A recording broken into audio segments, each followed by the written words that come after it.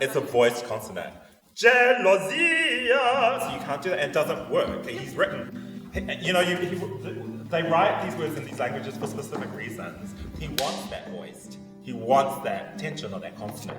Jealousy, not jealousy. In the first place, I was a performer, but somewhere along that journey, my own singing was less interesting to me than helping other people sing. So at some point, that was more important, teaching other people to sing and teaching them to tell their stories, their musical stories. He was all about working with what you already have and working with what's kind of already inside you and creating a really vibrant and really interesting musician out of that. He's able to keep things in a way which I think really allows him for the students to respond and to feel open and safe.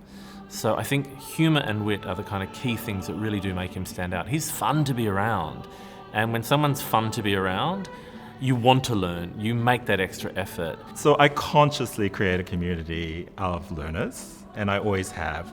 We socialise together, we study together, we work together. I am part of that community and they are part of my community. In this way, I create a learning culture. And I think that's really important. It's more than just transferring skills, it's a learning culture. He's got that safe space that's created, and it's kind and it's nurturing, but it's honest. If something's not optimal, he'll say. And so that he establishes that trust really quickly, and I think it's that trust that causes the comfort and the safety to be doing something as vulnerable as singing. When I think about Kaupapa Māori practice, classical music is really problematic. In fact, it has a problematic whakapapa because it came to our consciousness through colonization. So this is really challenging because there's a cognitive dissonance about that. I uplift with my students the taonga of Western Europe daily, and at the same time they can be public representations of colonial legacy. So it's really, really challenging. I think that as someone with Māori heritage, he is able to speak to that through lineage and through cultural experience that's very direct.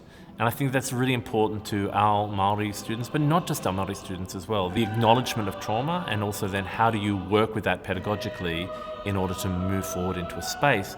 And the spaces that he's opened up specifically around interculturality and also interdisciplinarity, I think are very, very unique. Studioing as a model has enhanced all my students' learning, but especially Māori and Pacific, because studioing itself is relational, and that really is a studio expression of the Pacific concept of wa.